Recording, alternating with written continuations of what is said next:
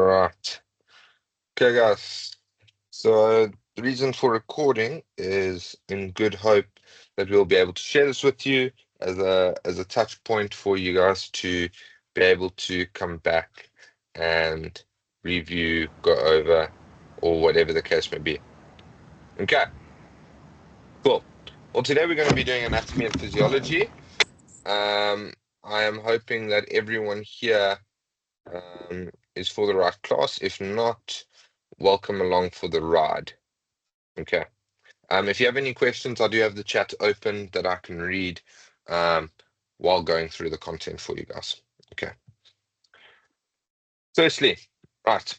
So we're going to be going through anatomy and physiology, and when we look at this, we need to think of why we start here. So when we look at our topics for today, we have planes and axis, CNS and PNS, cardiopulmonary systems, energy systems, major muscle groups, and then the body's response to exercise.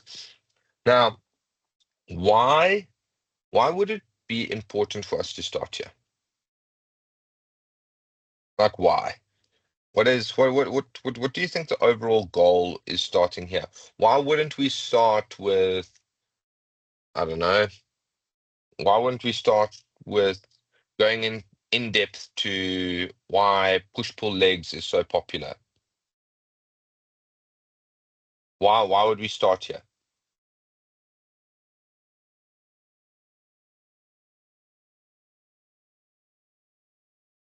Anyone? Okay, we got some I think I typers believe in the chat. I I believe this sets the tone, kind of lays the foundation upon which everything else rides on. Mhm. Very good, very good, very good, very good. Thank you, Emmanuel. That's very good. I do share that sentiment, or at least that approach. Debbie says perhaps an understanding of body movement. Okay, you guys are all along a similar train of thought. Okay. Look, guys, the reason why you want to start there, as Emmanuel was saying, sorry, just one moment.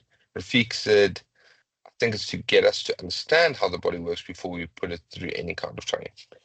All very, very good responses. And I think you guys are hovering around the nail there. The point being is that you really want to build a strong base. A strong base. What we are going to see here is the planes in which the body moves, or the planes of action, and how we orientate ourselves around that. And then the next thing what you want to look at is already bang, starting with the brain, with your central nervous system, right? And looking at how your brain conducts control towards the body. Then you're looking at your cardiopulmonary system, where you're looking at how your heart functions. So you're looking at arguably the two main organs of your body. You're looking at the brain and you're looking at the heart, and then you're looking at your transport system with regards to blood. Then you're looking at your energy system, which is okay. Now we know how it's going to get passed around the body, but what are the different energy systems? How are we going to be fueled? How are we going to be energized? And then from there, we'll just review some of the major muscle groups, which I'm sure all of us can probably name because over time we've put them into workouts as such, because we have chest day, arm day, back day, leg day, etc. And then you're also going to get your body's response to exercise, because that would be nice to know in terms of both pre, intra, and post workout or exercise or training or rehabilitation or whatever the case may be. Now, when we think of our approach, what I want you guys to do is to really, while you go through the content and while you go through the lectures, to genuinely pay attention to the vocabulary that you use. Now, why I say that is because within the medical fraternity and within the sports and health fraternity, there's this ever-growing gap. And that gap is between functional and general health and clinical intervention. Okay? Now, clinical intervention would be anything beginning with seeing some form of medical practitioner, okay, for medical health purposes, whatever the case may be, flu, injury, etc. Now, the gap between functional health and that is starting to grow bigger and bigger and bigger. And part of the reason is because individuals do not know how they can adequately contribute to their health with their own tools, with nutrition, with exercise, etc. And that's where you guys come in. But we are not going to bridge that gap if we continue to communicate in a subpar manner. And what I mean by that is, for example, if we want to, or if you want to be seen by physios, bios, maybe even doctors or whatnot in a greater light or in underneath the more professional scope, you cannot be going into a conversation, for example, if your client gets injured or you're working with an athlete and they're working with a physio, and you just keep talking about the quads. Okay, that's great that you know what the quads are, but what are the quads? The quads, meaning four different heads, you know, are you able to name them, etc., etc., etc. Then when you talk about the hamstrings, okay, that's great. Are you able to name them? Semimembranosus, semitendinosus, biceps femoris, etc. And as you start to elevate your vocabulary, okay, who just joined now and took control of my class?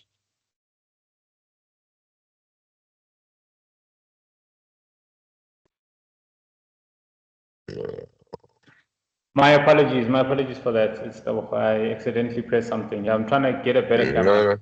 no, My no, apologies, it's man. not a problem, Siboko. It's not a problem.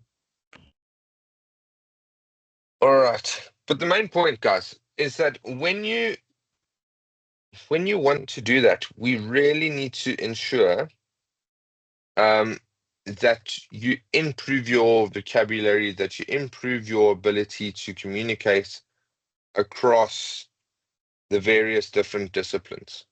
And what you'll find when you do that is A, you'll feel more confident in those surroundings, and B, you're just adding that extra attention to detail, that extra element of professionalism with your service.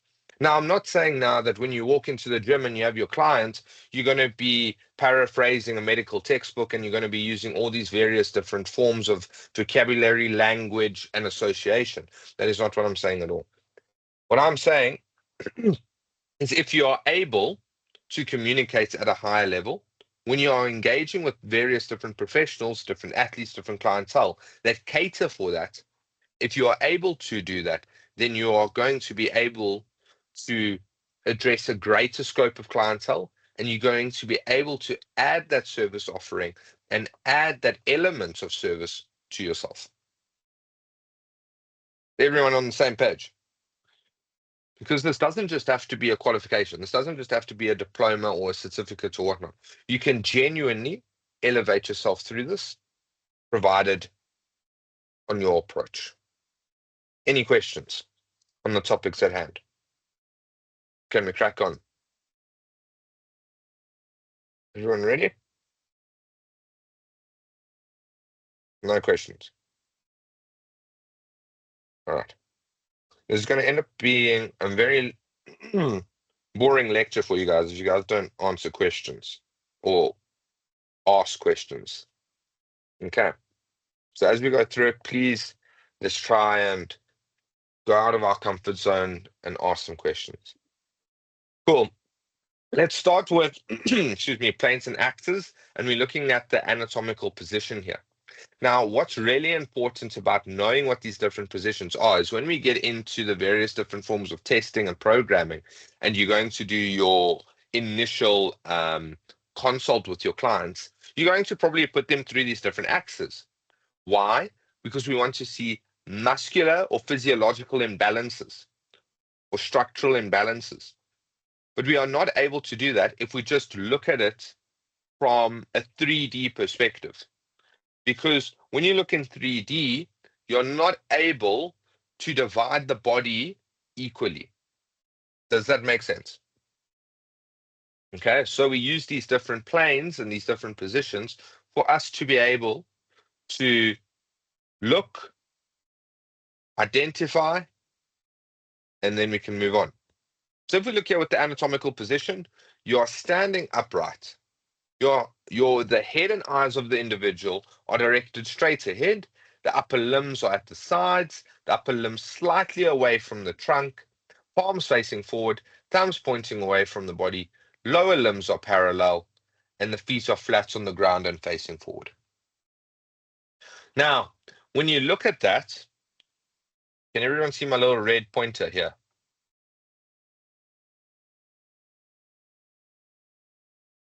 Can everyone see that? I got a thumbs up. Sometimes not everyone can see it. Yes, I had a No, question. I can't seem to find it. Okay, now? No. Okay, is the cursor Not yet. better? Is the cursor better?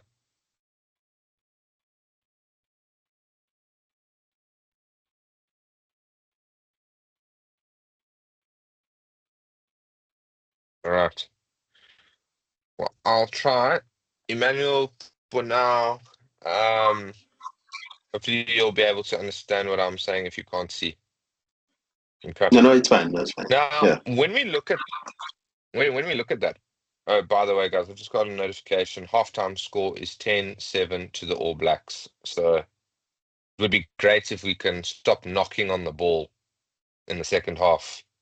So yeah, let's get this done and then hopefully we can support the chaps. Now, if we look at this, when you want to divide the body, we first want to look between our main points, top and bottom, left and right. Now, when you first get a client, you just want to be able to have them in this anatomical position. Why? Here we can see, are the shoulders in line? If we go from top to bottom, are the shoulders in line? Are the ears in line? And you're probably thinking like, what do you mean the ears are in line? They're fixed on the side of your head. Well, if someone has a tight trapezius or a tight neck and they do this, are they necessarily in line in terms of parallel to the ground? No. All of a No. sudden like this. So you can almost see that there's a difference. And then moving down, you'll be able to see, is there various different muscular differences? Is there right or left shoulder bigger than the other? Is there right or left pectoral bigger than the other? You're looking at their hip girdle. Is one hip raised than the other?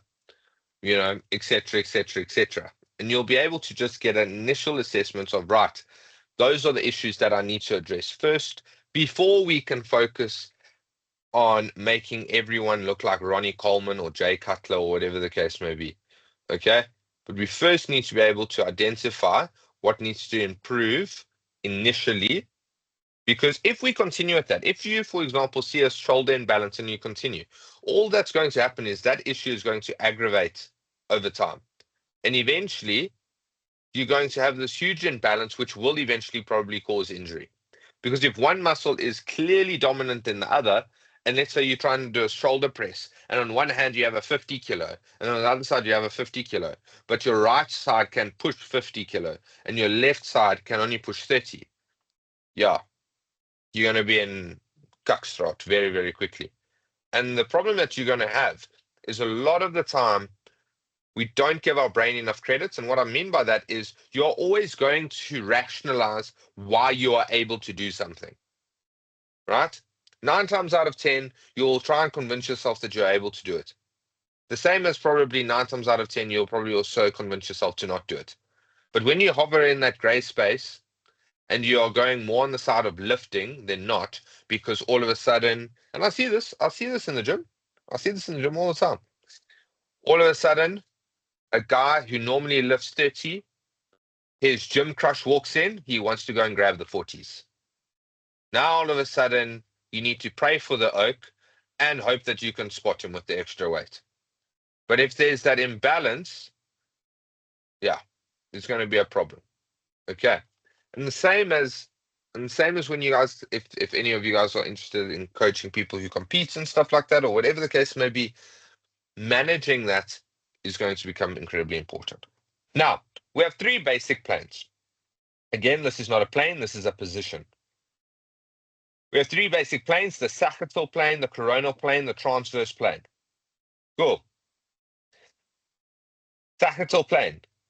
A sagittal plane, also known as the longitudinal plane, it is perpendicular to the ground, 90 degrees to the ground. Okay? It divides the body into the left and the right, and the mid-sagittal or median plane is the midline. And for example, it would pass through the midline structures such as the navel or the spine. Okay, we will go more into it. Let's just go through the actual terminology. The coronal plane. So the coronal or frontal plane is also perpendicular to the ground.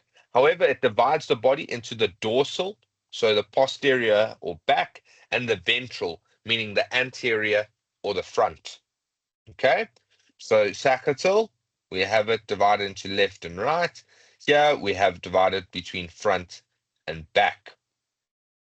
Then we have the transverse plane.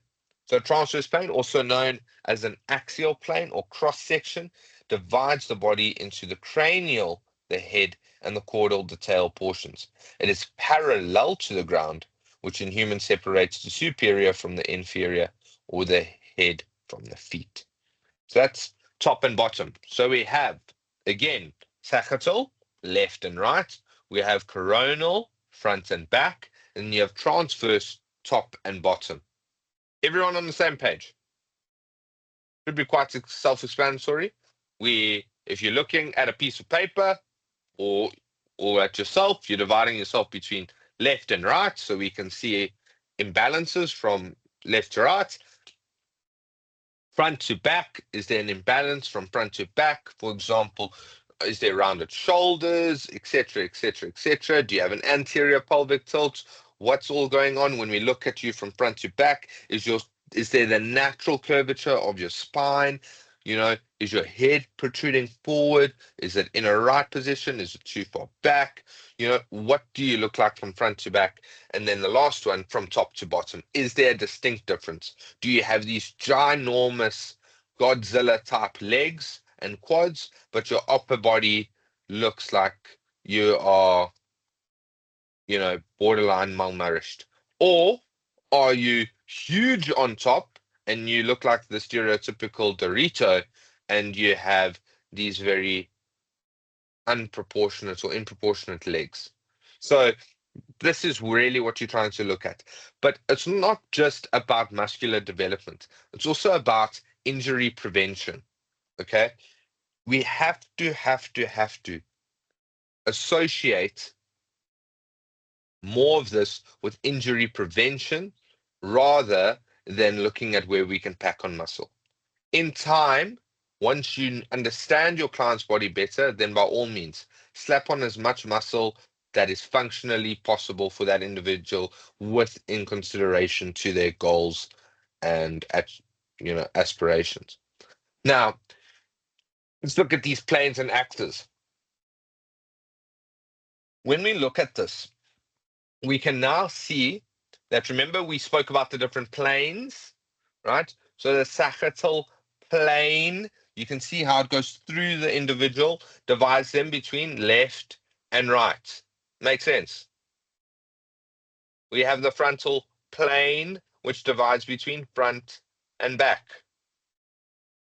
And then we have the transverse plane, which divides between top and bottom. Any questions? So far, so good from my side. Thank you, Emmanuel. Anyone? Any question? Anyone apart from Emmanuel who has been to one of my classes before?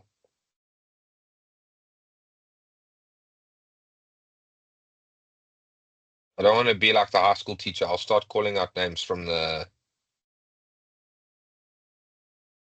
chat. Yeah. Debbie, who is typing.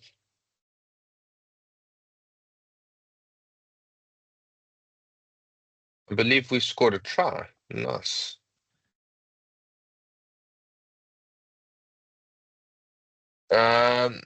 Is this part of the initial screening? No, this would be your baseline knowledge before the initial screening. And then you would implement it into the initial screening based on what you are trying to execute.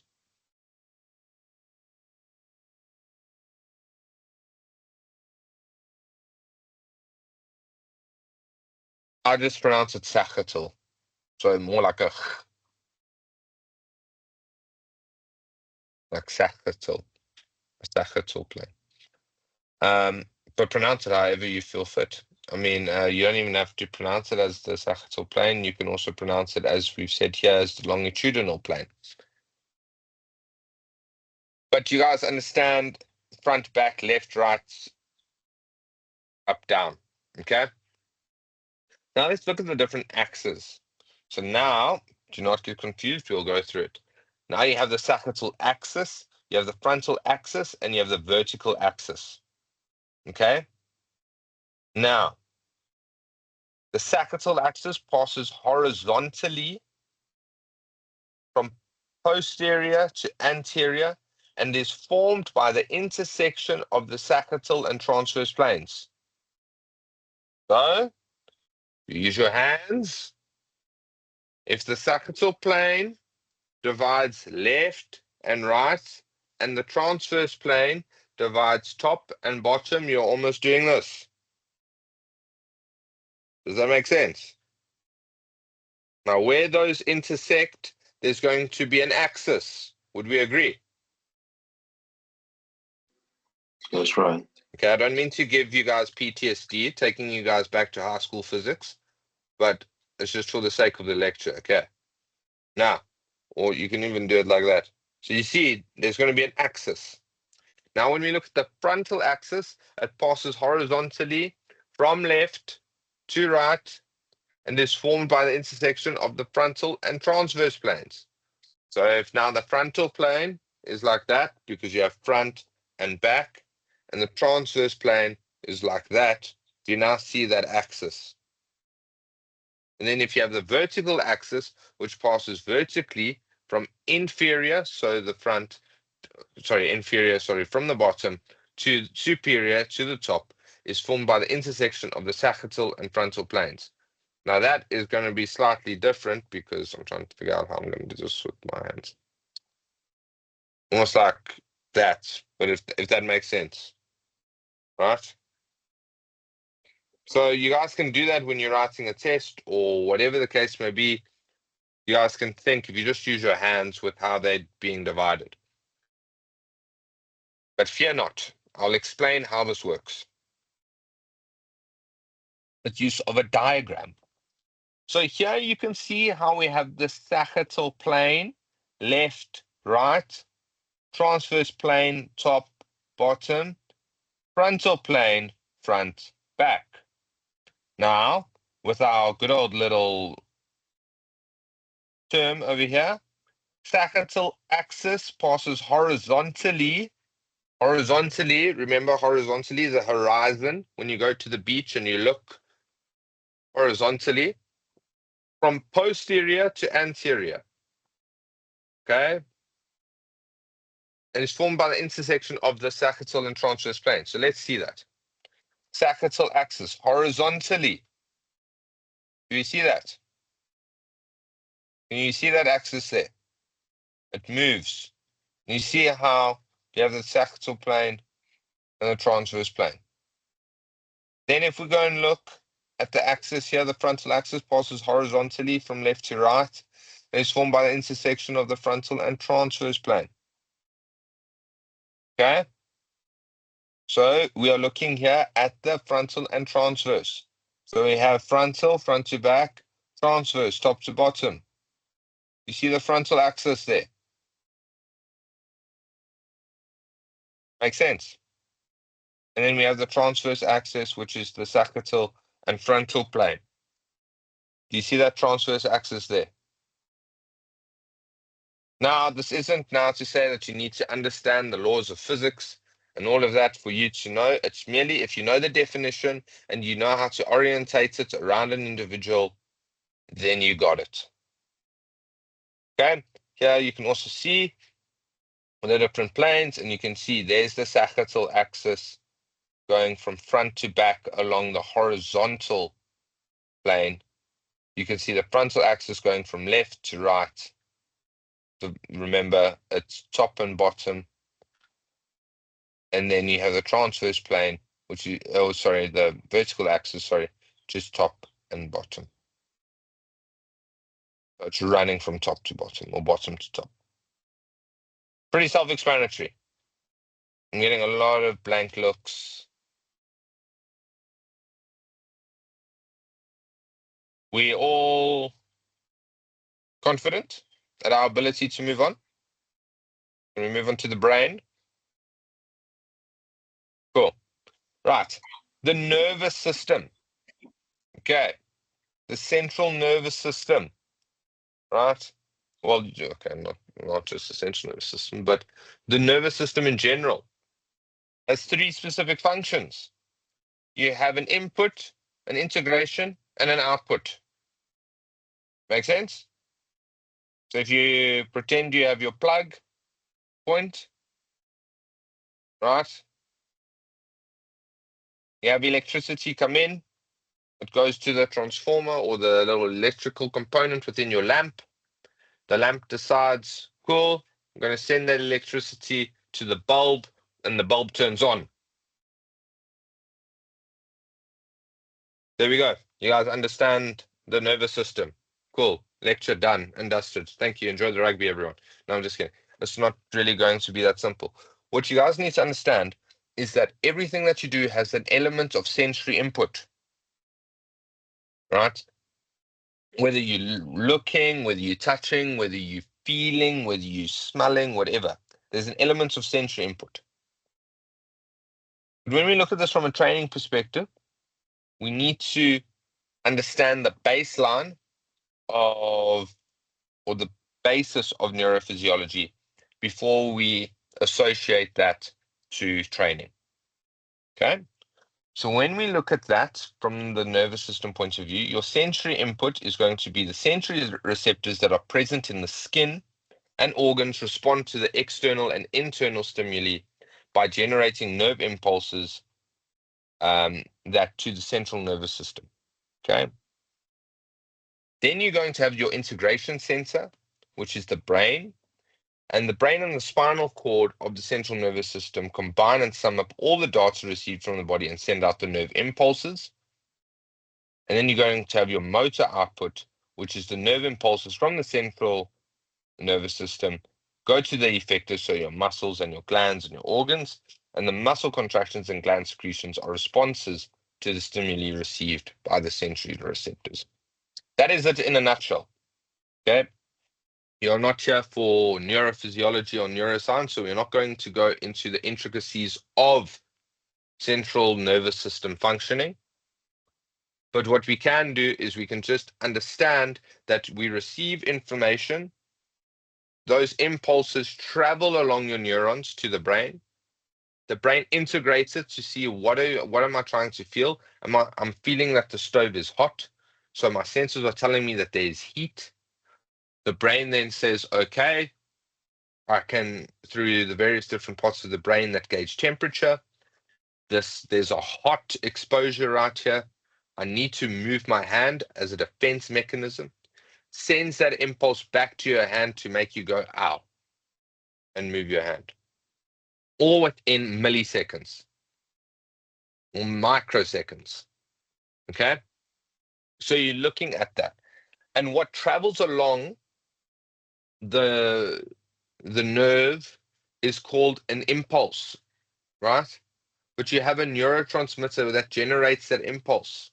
And those neurotransmitters travel across the synapse. So all your neurons are joined together at a synapse, right? And they jump from one to another. And the speed at which those neurotransmitters travel will ultimately result in the speed of you being able to react or contract or whatever the case may be. Any questions regarding that?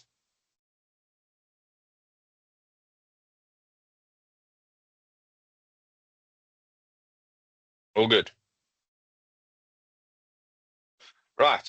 So the nervous system is divided into two main divisions. We have the central nervous system, the CNS, and the peripheral nervous system, the PNS. Okay. Now, when we look at this, it's going to be quite self-explanatory. You're going to be able to understand the difference between the two and merely just get a baseline understanding. So when we have our central nervous system, we have our nervous system, we have the central and the peripheral. Now, if we just look at the central, it only involves the brain and the spinal cord. Okay, so the brain is that integration center where it's going to receive and process all the sensory information. It's going to initiate the responses. It stores memories, generates thoughts, etc., as well as there's an element of emotions. The spinal cord it also conducts signals to and from the brain and controls reflex activities, right? So it's just like a highway of nerves and neurons.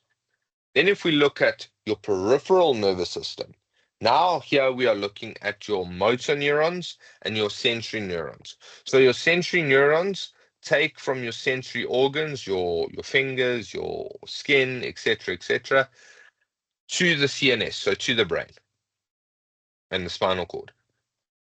Your motor neurons will take from the central nervous system to the effectors, so the muscles, the glands, etc.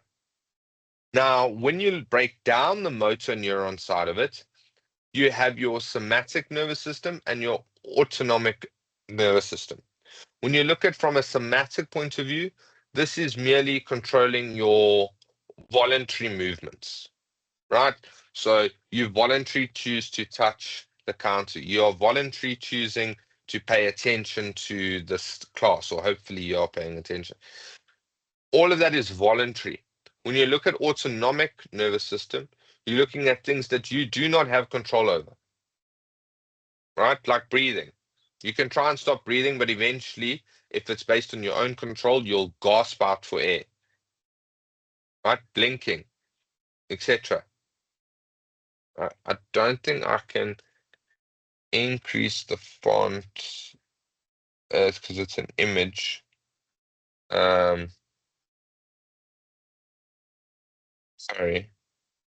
on my side.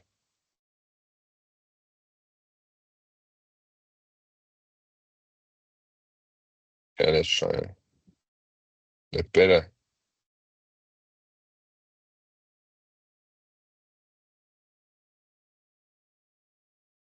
That better? Yeah, I see more now.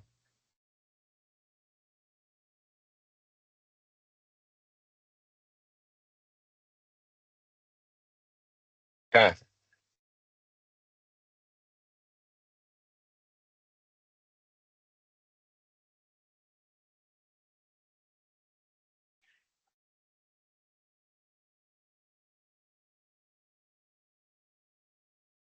Is that better now?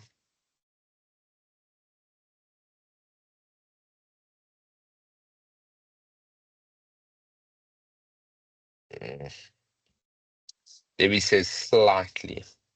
This is better than slightly.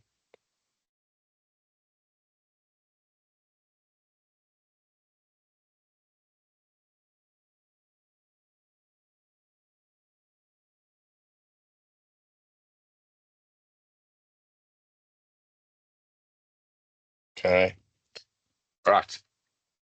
Where were we? Here. The autonomic. What you do not have control over. And this is divided into your sympathetic and parasympathetic division. Anyone have any idea why this here is so important to training? Anyone?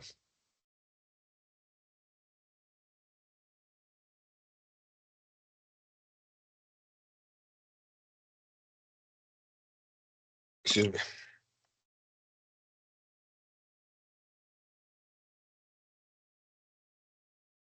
Anyone?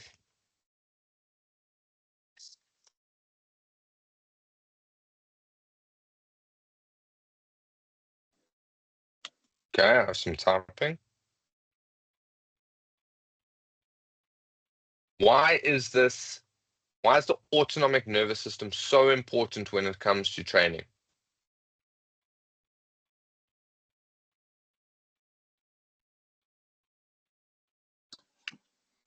I think the first part that comes to my mind would be that of safety and security. It's how best to avoid injury. So, for instance, if I can use the example you gave earlier about someone Mm, who obviously have different, should I say, strength levels in different shoulders or different arms. The yeah. moment you notice that you are about to tear a muscle or get yourself hurt somewhat, you involuntarily would have to let go of the weight just so that you don't Mm, complicate matters, as it were. okay. And if we go slightly more outside the gym, I think it's also good for the from the perspective that obviously the automatic nervous. or it broke up there. Yeah, so I think it allows you not to spend so much time on the elements to focus on as far as, for instance, digestion. It's all the processes happen of digestion happen through the digestive system down the yeah. So I think it automates obviously all the systems, and it also like allows you to on more key things that you need, and yeah, the energy gets drawn from genes. So yeah, I think it just makes things. Okay. Okay. I didn't catch all of that, but it just was coming in and out, but I got to adjust for it. Okay. It's important to track the heart rate when training clients. Okay, we're not quite there yet. Um, right. Um, what I would say is what we need to consider here is how integral the brain is when it comes to performance. Now, what I'm saying here is that your body's ability to function in this autonomic and somatic division, but specifically the autonomic that you do not have literal control over, will dictate your ability going forward. What I mean by that is if you spend too much time in the sympathetic division, the fight or flight, what is going to happen? Fight or flight, that's stress. You're going to have an increase in adrenaline or norepinephrine, epinephrine. You're going to have an increase in cortisol, stress hormone. What happens to your dopamine when cortisol comes into play? Right? You need to think of those things. What's going to happen is if your body's so focused on fight or flight, it's not going to be able to focus enough on what you need to do, digest, function effectively. In your case, if you're training someone maybe to lose weight or put on muscle or whatnot, it's not going to focus on that. Why? Because it is not thinking about that. It is at that present moment in time, it is solely thinking about, I need to survive. On the parasympathetic side, that is what we use to balance out. That is how the body and the central nervous system, or your nervous system effectively, balances out in the sense that that's how you rest and digest. Most of us only stimulate that division during an element of rest, if you are able to effectively. So, majority of people end up stimulating their fight or flight, but it's a continuous red line in the sense that they're going full throttle with fight or flight because every day they're pushing. Every day they're living a stressful life. They're going to a job that they aren't necessarily content with. They're stressed. There's various different pressures within their life. And all that does to your brain and to your body is like, hang on, hang on, hang on, hang on, hang on. I'm in a fight or flight here, right? So this isn't just stress. This isn't just physiology. This is coming from your brain. and how that will affect your ability to performance in general. When you're injured, your sympathetic division goes up because there's inflammation. There's a recovery that needs to be activated. So you need to be able to balance that. If you're continuously sitting fight or flight and you get injured, your recovery time will take even longer, right? Because it's not for today's lecture, but if you look at the various different axes within your body, the HPA axis, HPG axis, etc., all of those different things, and how those change your hormonal drives, your hormonal responses, which ultimately have a carryover to your performance. So all these different things are important for you to understand. All these different things will have an element of carryover to your coaching and to your client's ability to follow through with the plan that you have for them. Is that clear? Do y'all see what I'm saying? In the sense that this is why when you look at life, everyone is like, well, I just keep going. And that is how incredible our brains are, is that we are so um, blessed that we have an organ that is able to transition and adapt so effectively. However, in saying that, the pitfall of that is your brain will adapt to just functioning in that fight or flight. But that fight or flight has a lot more carryovers that comes through. When you look at it, you're looking at it from a neurological point of view. You're going to need to continuously refuel your brain. But if you're continuously stimulating fight or flight, you're going to start to feel depleted. You're going to have that brain fog. You're going to feel mentally tired. When you look at it from a physiological point of view, it's going to be a constant increase in blood pressure. And no matter what you're going to tell me, you cannot tell me that you have high blood pressure unless you measure it. It's virtually impossible to sit there and tell me that you have high blood pressure unless you've measured it. If you look at that, what are the consequences of high blood pressure on your physical performance, your heart in the long term? Furthermore, if you're always in fight or flight, that adrenaline, every single time, that cortisol response, that stress, always in your gut, that feeling that you're on the edge of a building, always, you're on the way to work, and all of a sudden, people who used to be very calm individuals are now very sharp, very impatient. Have you guys also noticed that normally you might be a little bit more patient, but you have a very stressful week and all of a sudden you flicking someone off in traffic or you hooting or you not in the best mood? A lot of it comes from you stimulating that fight or flight response within your body because you're not thinking about patience, you're not thinking about this, you're solely thinking about, I am in the state of mind, I need to get this done now. And the same is with the rest and digest. Sometimes people can stimulate that or find themselves in that trough of that rest or digest period whereby all you do is you feel limp.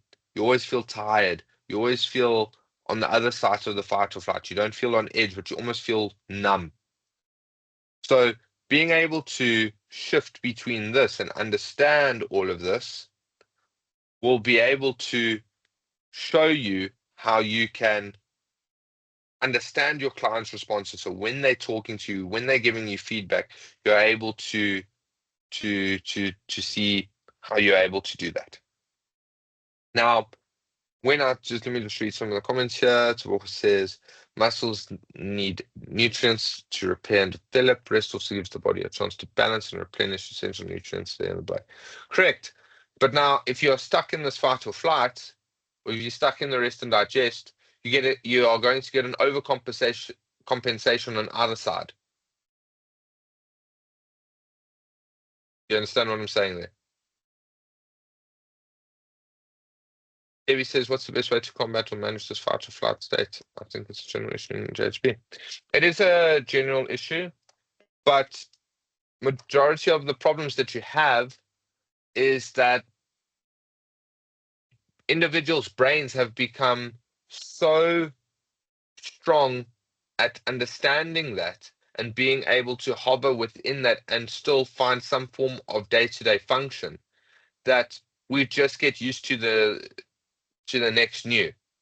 It's the same as if we look at, like, for example, um anything. I don't know. If you look at, like, training stimulus. Before, when you used to do, let's say, if you do leg press or squats and you do 10 sets of 10, when you first start out and let's say you just use the bar, those 10 sets of 10 are going to have an element of fatigue and an element of pain. But by the time you get to the third week of doing that, you're not going to be, the pain threshold would have changed. Is that fair to say? Right? So our pain threshold would have changed. And that just shows how our brain is able to adapt. That's why we need to do measurements to continue to push ourselves. It's not to say, look, once you learn your body, you can probably go into the gym and based on how you're feeling, push yourselves that day. But for a lot of people, they need instruction. They need a confined idea of what that training is going to look like. So that's why we use science and we use various different elements that, right, the ballpark should be 8 to 12 reps at 80% of your 1 rep max, etc., etc., etc., right? And then work within that, right? Based on functionality and whatnot. And this goes for both sides. So you're going to get some people who, as your colleague Chisetso has said in the conversation there, that he only has a, or she, oh, sorry, has only a low pain tolerance. And the point being is that you're going to come across individuals who are that way inclined from a nervous system point of view. And it's how do you hover within that? And the only way you can do that is if you measure. So to get back to your point, Debbie, is that the only way you're going to do that is by measuring. Because the brain needs a quantifiable variable to gauge progression. And you just telling someone how they feel means nothing to the brain. The brain is going to take that stimulus and hopefully for some people, they'll be able to take that stimulus and apply it and see some form of change in performance. But for a lot of people, and for a lot of the cases when it comes to the brain, if the brain can't associate a value, what I mean by that is a quantifiable variable in the sense that if, let's say, you measure and your stress, let's say you scale it from 0 to 10, 10 being bad, 0 being zero stress, and you are at a 7 or an 8, and next week or in the month's time we look at again and you're at an 8 or 9. If that is then congruent to the fact that you are saying that there's been an increase in that, then you are able to gauge that, right, the brain can see that there's that change being made. But a lot of the time when it comes to stress and that, it's a very emotional or a feeling sensation. I feel stress or I don't feel stress. And that's where it becomes difficult because what is subjective and what is objective, in the sense that what is reality and what is just a thought process that you've conjured up in your mind. I think that's where we need to pay careful attention in that every single individual's response to stress and stress in general is going to be different.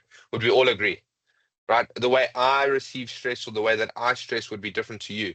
But the problem that we have is from a performance point of view and a lifestyle point of view is that we are very quick to tell everyone how they should or shouldn't manage their stress, their recovery, etc., when you have no idea how that individual receives information. You have no idea how their brain functions effectively. The only way you're going to know that is through questioning, getting to know the individual, and building a line of trust. That is probably the only way that you're going to see substantial results. That's why it's not just about finding an element that is going to make you feel good, but is going to deal with the actual root of the problem. That's also a problem in the training sphere. Stop putting your clients on a pedestal, right? They are there to work, they are there to learn, and they are there to trust your guidance. It is not a case of whereby they are now going to dictate to you how the session's going to go. Okay. Right. Are there measurement tools? Yes, there are. I do that in my private capacity, not just for stress, but also for patient recovery, various different rugby players that I work with, concussion management, etc., etc. Exercise should reduce stress, though. Correct, it should. But if you are unable to recover effectively and you're properly redlining, you need to look at the elements of exercise. So if you are, for example, working an incredibly high stressful job, and let's say some of your clients are corporate execs, right? And they're a corporate exec, they're managing people's livelihoods, they're managing money, they still have to think about their family, etc., etc. And through that, every single day's workout is a bloodbath, right? I'm not so sure what that carryover would be to reducing stress. Because if you have neurological stress in the sense that you are continuously neurologically fatigued, and now you're going to throw that onto the physical side of things, I'm not necessarily sure that that is a recipe for success. Granted, there are different individuals that are able to do that, but that's where recovery is so important. So if exercise at a high level is matched with its recovery, then by all means, it can over time most likely reduce stress because the body is going to feel you giving back to it, etc., etc. But if you are just going full blast on everything, then you're probably going down a road that is not going to lead to any form of, you know, reasonable reasonable recovery and reasonable stress management and performance.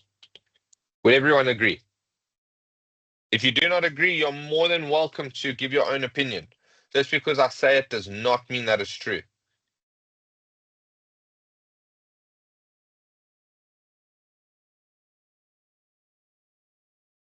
Okay. I'm a long distance road runner, so I'm always extremely exhausted. Granted, um, but then your running should be matched by your recovery, whatever that may be. So from that case, from a replenishment point of view, etc. Train hard, but recover hard, right? In the sense that I'm not saying now that if you do an absolute banger of a leg workout and it took you an hour, hour and a half, that you are now having to do an hour and a half of foam rolling and recovery, and you spending 3 hours at the gym for fun. I mean, great. If you have that amount of time, cool. But don't overstress the small movers. It's the same with training. A lot of the time, individuals are so weight focused. What about intensity? Intensity is also very much about that. It's not just about lifting heavy, but can you do it at intensity? That's where you're also going to see elements of growth. All right. If we look at our cardiopulmonary system, what we'll do, we'll go through the cardiopulmonary system. We'll get to the end of it. And when we get to the energy system, we'll have a quick break. You guys can go and grab something to eat or something to drink, go to the bathroom, stretch your legs, etc. And then we'll come back and then we can crack on. Or do you guys want to break now before we're pretty much past halfway? So you got to let me know. You guys want to go through the heart quickly? Or do you guys want to have a quick break?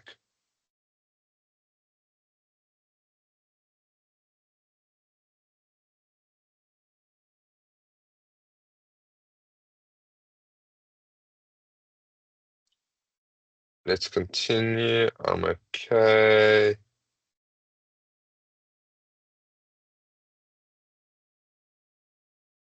Continue. Okay, cool. So the cardio and pulmonary system is oh, sorry to Woko, sorry, you're outvoted. Sorry. Um So if we look at the cardiopulmonary system, this is the vessels of the cardiovascular system that are the heart, arteries, capillaries, and veins. This is the transport system within which the blood is propelled by the heart in a closed circuit through vessels, right? Why is it so important that it is a closed circuit?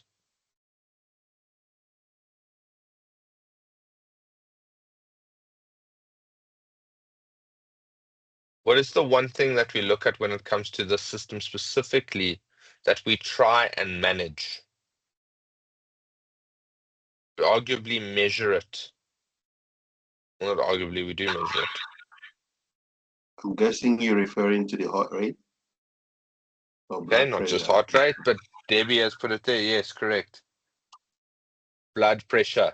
We're looking at pressure, right? So within a closed system, you have an element of pressure. When that system becomes an open system, i.e., when you potentially have a wound or whatever, that pressure is released, right? But the ability of that pressure enables that blood to reach the four corners of our body. Make sense? And we need pressure because the most important organ in our body is our brain, and our heart sits beneath our brain. So you need an element of pressure to get it upstairs. Make sense? So there directly, we already need pressure for that. And then you're also going to need an element of pressure because imagine if it took 3 minutes for blood to get to your feet when you get out of bed in the morning. Now you're going to get out of bed and you're going to collapse to the floor because there's going to be no blood there to stimulate your sensory nerves of your feet, and you're just going to collapse to the floor. Make sense? Cool. Now, the cardiopulmonary system is continual circulation of fluid throughout the body, and it serves as a means of delivery and removal of substances. It provides all living cells of the organism with the materials required for their normal functions, such as oxygen and nutrients, and it carries away the products of cell metabolism, such as carbon dioxide and other metabolites. And these substances do not enter and leave the bloodstream directly. Their passage is indirect by way of interstitial or extracellular fluid.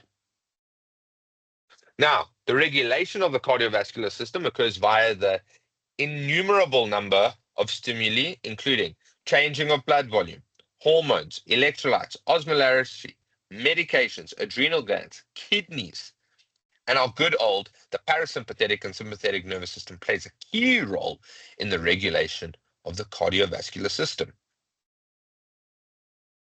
Right. Do you guys now see how they're starting to dovetail? So now when you guys go to your family bra later, you can be like, listen,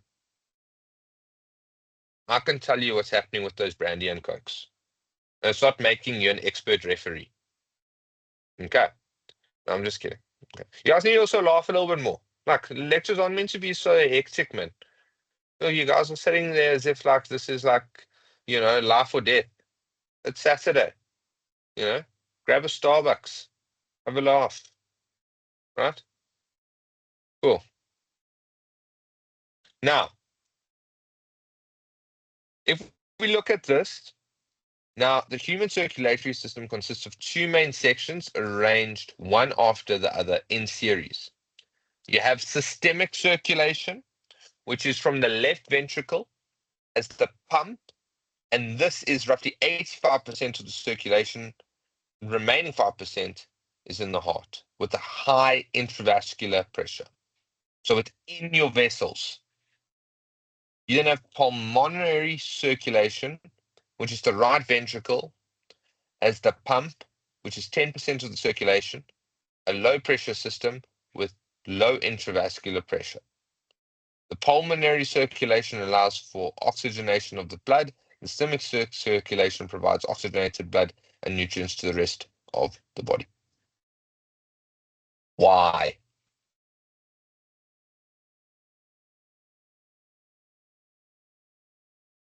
Why?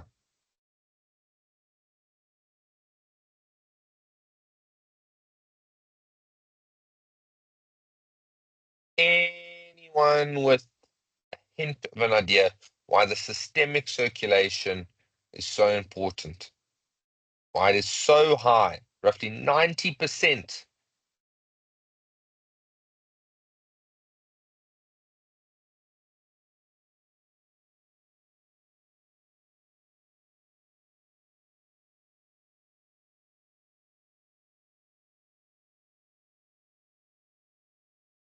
Yeah, I'm getting blank looks. It's like back in COVID times when Uncle Cyril used to come onto the news and he used to say, "My fellow South Africans," and he'd take an hour and a half just to tell us that we were still stuck in lockdown.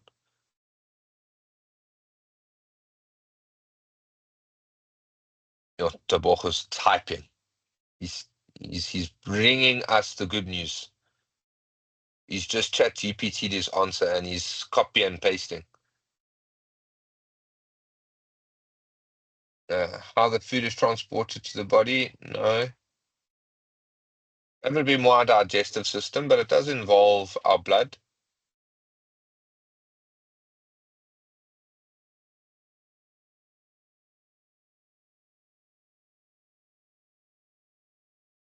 Oh, bugger. There we go. Sorry. Making changes to my own thing now.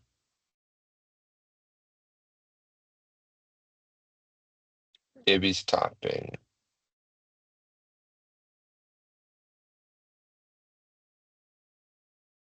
I'll start calling people out from the crowd. I'll be that guy. Okay. Hormones travel through the blood, and so does oxygen too. Okay, we're getting the oxygen is transported via the blood to all the organs.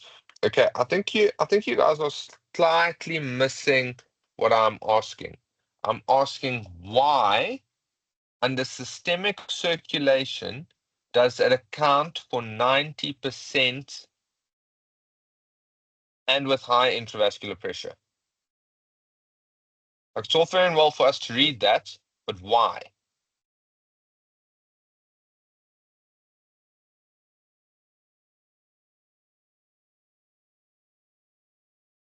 You can see Rafiq is deep in thought. Deep in thought.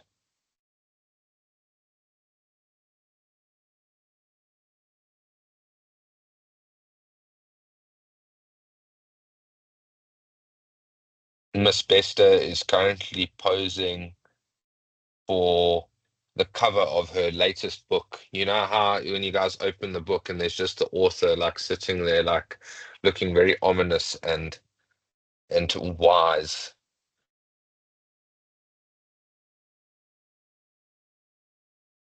Oxygen is transported via the blood to the organs. Okay, guys, what did we say at the beginning? We were measuring pressure. Yes, okay. The chat GPT wizards are coming with receipts now. I can see the typing. We've all opened our books. If anyone's interested, we just beat the All Blacks 43-10. Because the Springboks are amazing, eh? Hopefully the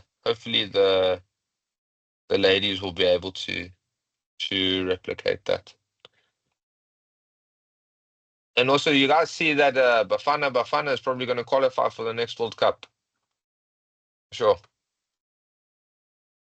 Sorry, I got kicked out. I missed the question. Please repeat the question. Okay, guys, for the sake of time, pressure. Pressure. If you look at the heart, blood comes in through the right atrium, goes to the right ventricle to the lungs. From the lungs, it comes in through the left atrium, goes into the left ventricle. You see, left ventricle is the pump, 85% of the circulation. What comes out of the left ventricle? The aorta. Volume. That aorta is sending blood to the rest of the body. The rest of the body. That's why it needs to account for 85 to 90% of the circulation. right? You always keep a little bit of blood in the heart. That's why that remaining 5% is there. When you look at the pulmonary circulation, that's the blood coming in, going from the right atrium, right ventricle to the lungs, from the lungs back into the right atrium, into the left ventricle. You do not want that process to be high pressure. The leaflets within your heart are only so strong, but you want the heart to function effectively, right? Your heart goes doof doof, right? Now, imagine you getting a flood of blood in and your heart's just going doof doof. Can you imagine the trauma that that would do to that organ, considering that your heart does not stop, right? If it stops, you're dead. So when you think about pressure, you think about volume, and you think about that that system functioning, by default, you cannot be in a situation whereby you have all of that, right? So what I'm trying to say here is that we need to think of this from a logical point of view. Right, this is why there's that. This is why one is high, one is slightly lower. So you need to consider all of that. Sorry, I didn't do biology or life science. May cause heart. No, no, no. It's not about that you had to do life science or whatnot.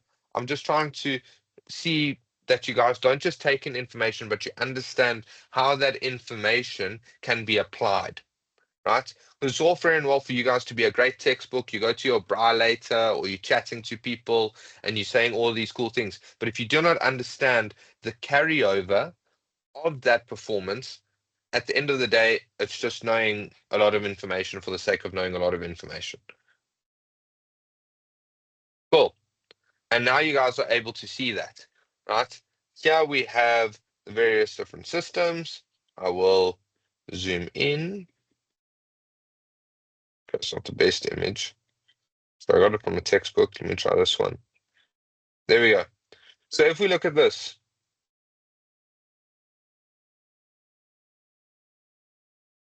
right, everyone can see here. We have all the arteries, etc., etc., etc. Blood comes in right atrium. Yes,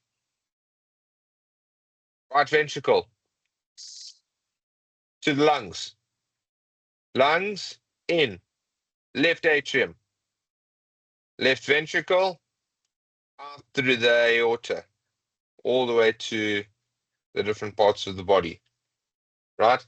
Now, when you see that, you're now able to understand the circulation of blood within the body. It then comes from our organs back in, right? We use the oxygen, comes back in, goes into the heart, to the lungs, carbon dioxide is exchanged, you get oxygenated blood, goes down in and to the rest of our body. Very self-explanatory. Right atrium, right ventricle, lungs. Lungs, left atrium, left ventricle, body. Capiche? Signed, sealed, delivered. Understood?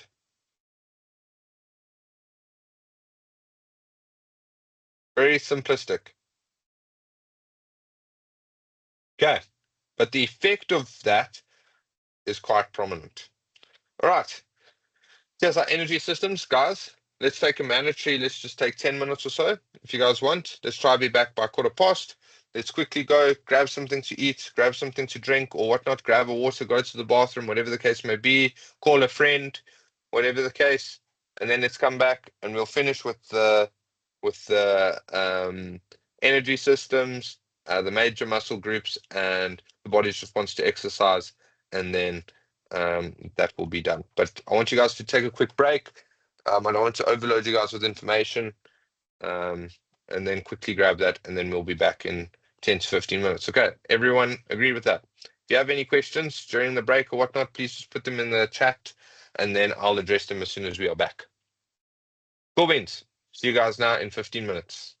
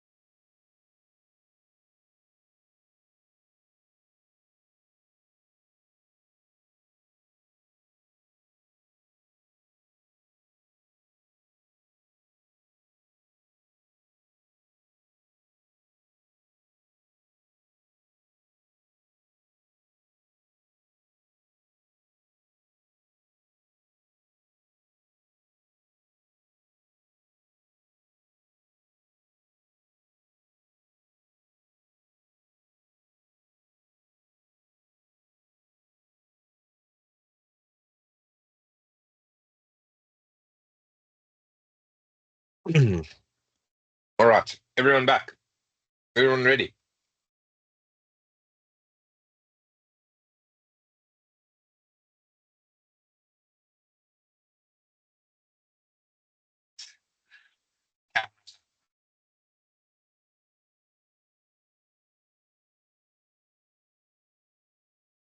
Let's go. Let's have a good day. Everyone's gonna have a good day. Right.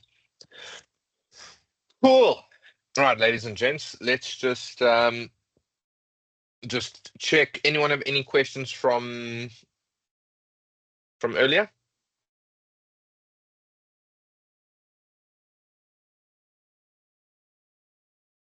Yes, no, maybe thinking about it, consulting,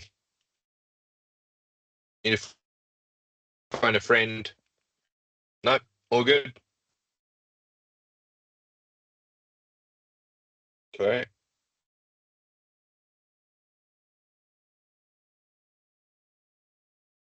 Quick refresher. Anything's quick. Let me think. No. Right, we had the planes.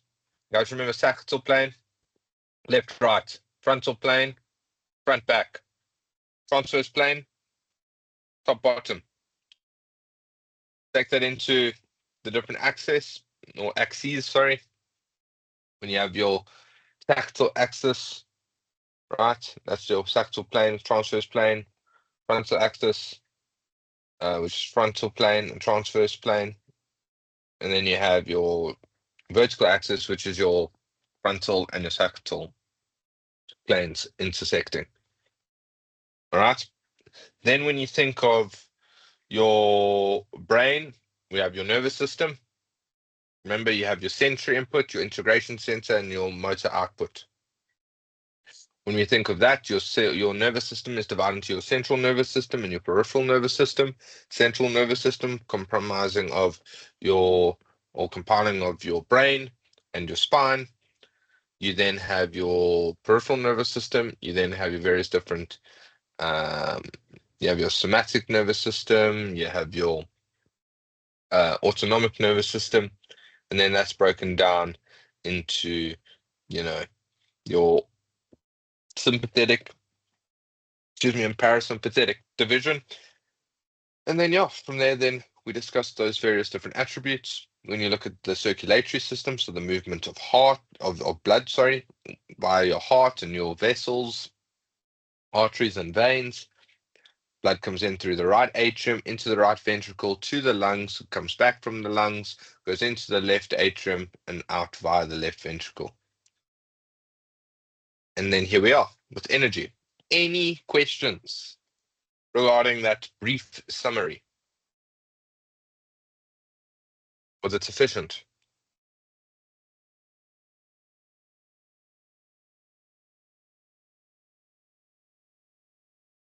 Okay. I'm going to move on for the sake of time because, ladies and gentlemen, it is a Saturday, and I highly doubt that you guys want to waste any more time on your Saturday. Okay. Miss Besta is dressed, ready to go and support the Springboks later today. She's going to rewatch the game. Rafiq is ready to go and film American Gangster. He's there. He's waiting to get the good call from Denzel. He's ready. Don't mess with Rafiq. And I'm still trying to get the recordings for Emmanuel. So we're all trying to get something out of today. And my good friend Tebogo is getting ready for the Chat GPT Olympics. He's getting ready to copy and paste those answers into the chat. No, I'm just kidding. Okay, how did you know you do videography? Ah, just a thought, just an inkling. No, I actually didn't know, but it's pretty cool. Pretty cool as well. So, guys, if you're an up and coming Instagram, TikTok, social media influencer, Rafiq's your guy. Rafiq's your guy.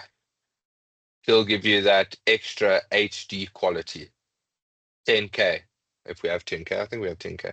10K quality. Right, guys. Now, let's talk about our energy systems, right? Let's take some of that energy, let's apply it to the rest of today.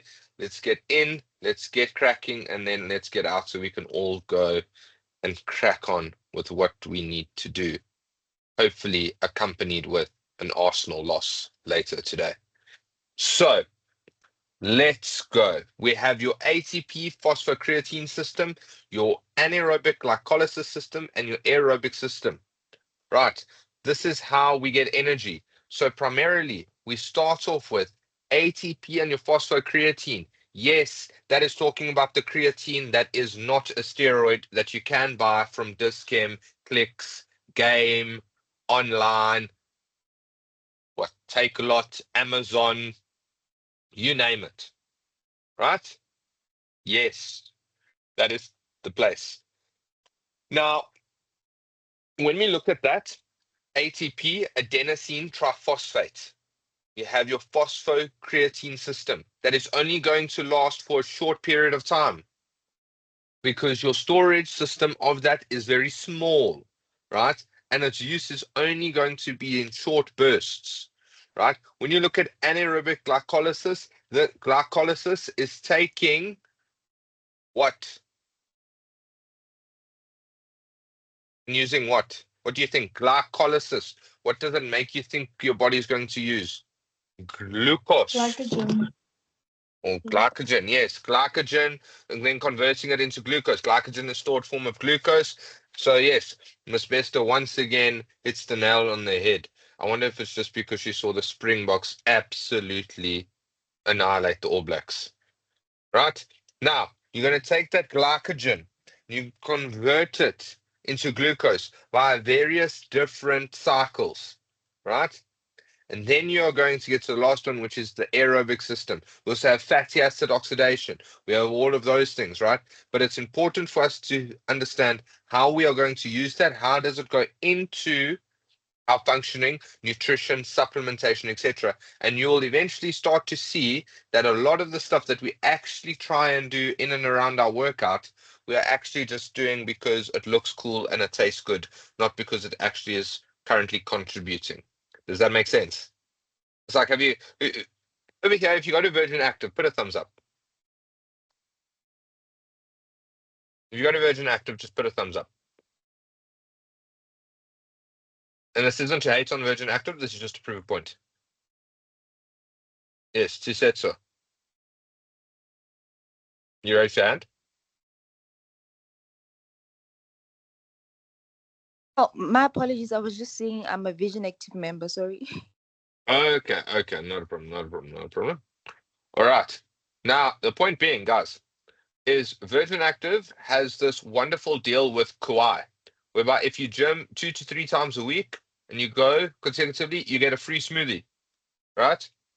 But now, if you live in Johannesburg, I call them the Joburg Boot, right? And there's these young guys who, bless them, they bring a lot of energy and excitement into the gym. But can someone explain to me the relevance behind having your Kauai smoothie while you're gymming?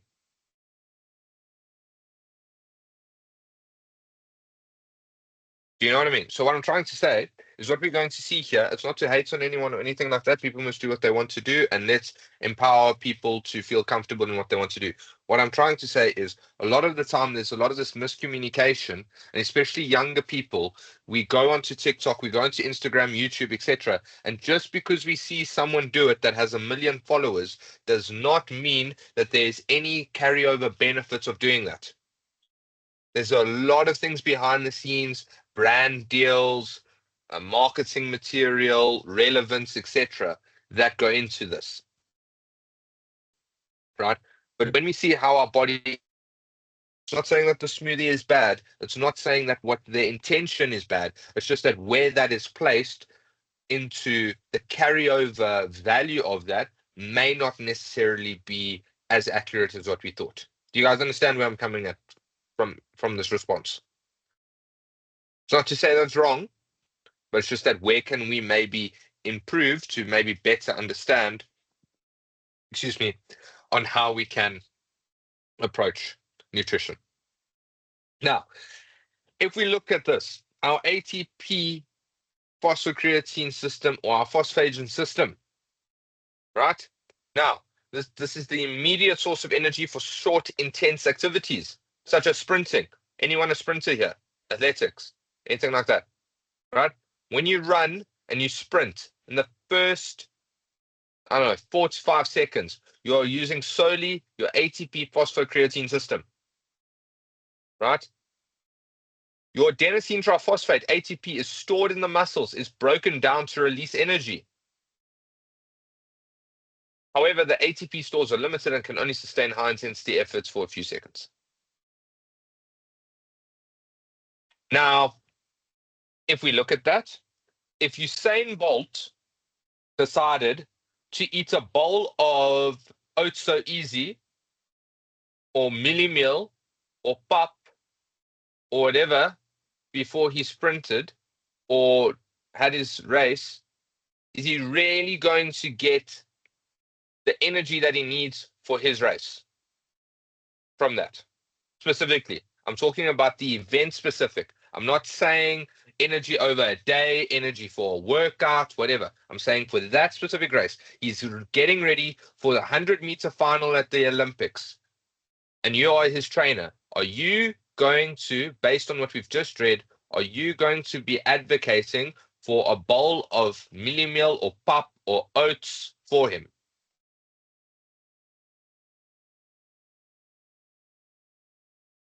No, no, probably not, right? Probably not, right?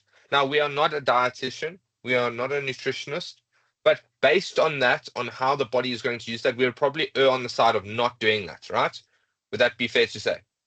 And if anything we would want him to have is probably something that is more easily ingested, that's going to be able to digest quickly, and you're going to be able to get that. But even then, ladies and gentlemen, even then, is there really going to be that carryover benefit on an immediate point? Probably not.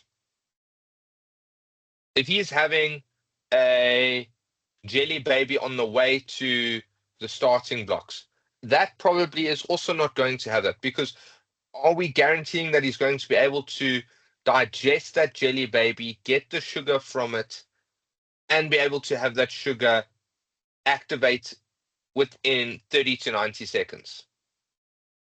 Probably not, right? He's going to be functioning on adrenaline, cortisol. He's going to be bouncing off the roof, right? That's where he's going to be.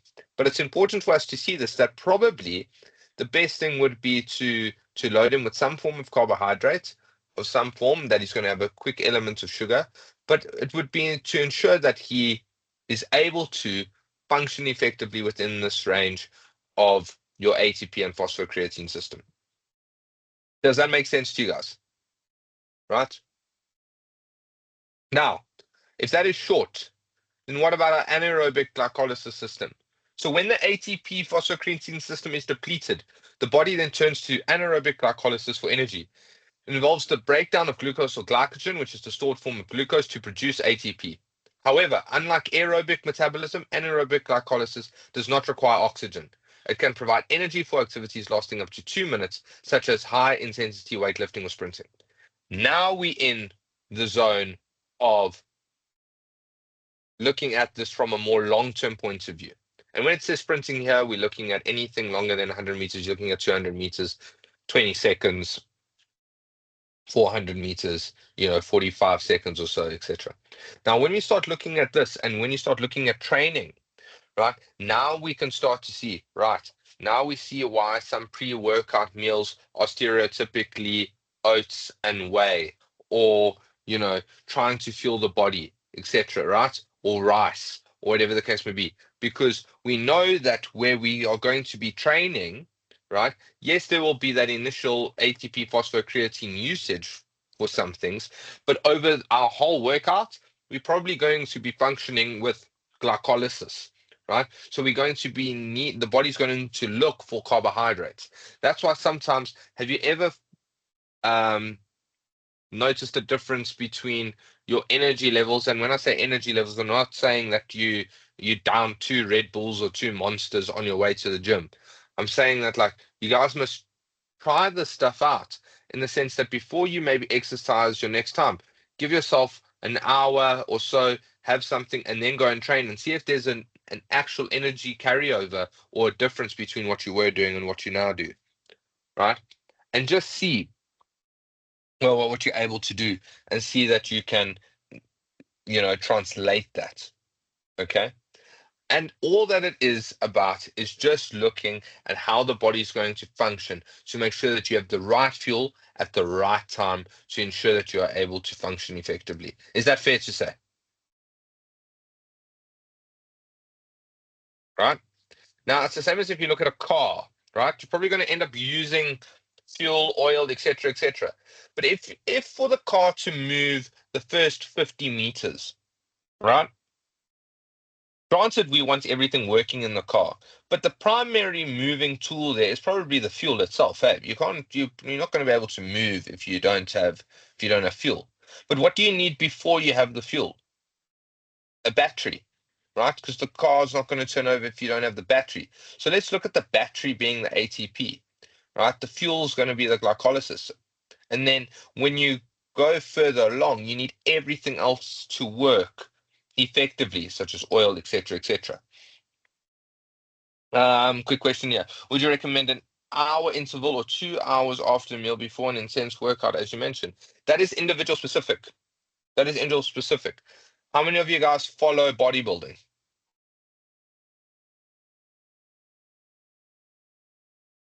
Anyone here follow bodybuilding? Melo, you raise your hand. Okay. Manuel, you do. Does anyone know who Samson Dowda is? He's the current Mr. Olympia, reigning Mr. Olympia.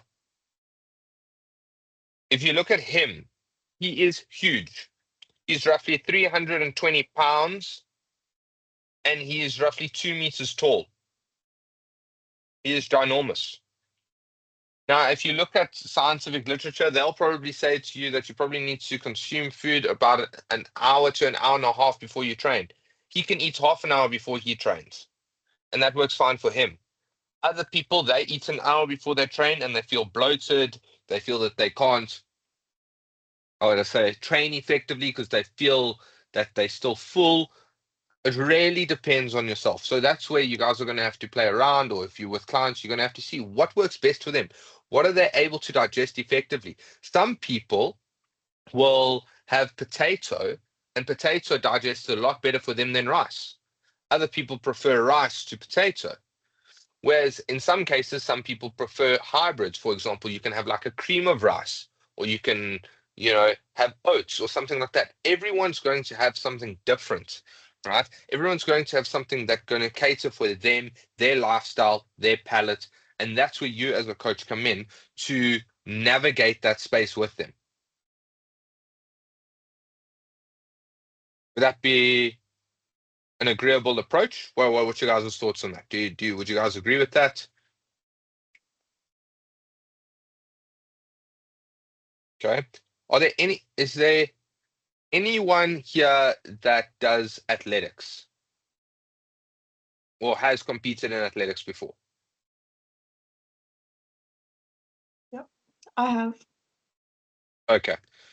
Right. To what level have you competed? Just novice, high school, or were you competing at provincial level?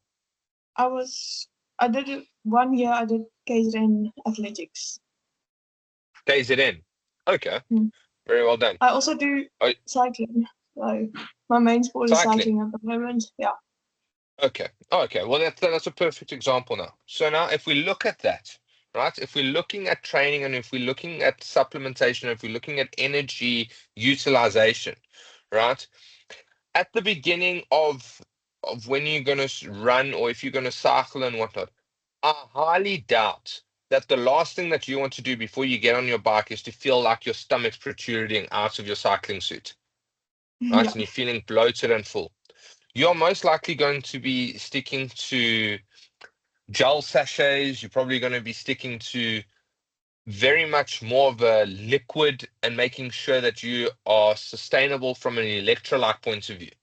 So a lot Yeah. of the complexes that you're probably going to be using are probably going to be in more in a liquid or powdered form that you're going to mix, and they're probably going to be integrated with a lot of maltodextrin. Mm, Maltodextrin is in like maltose, which is yeah. sugar for anyone who's.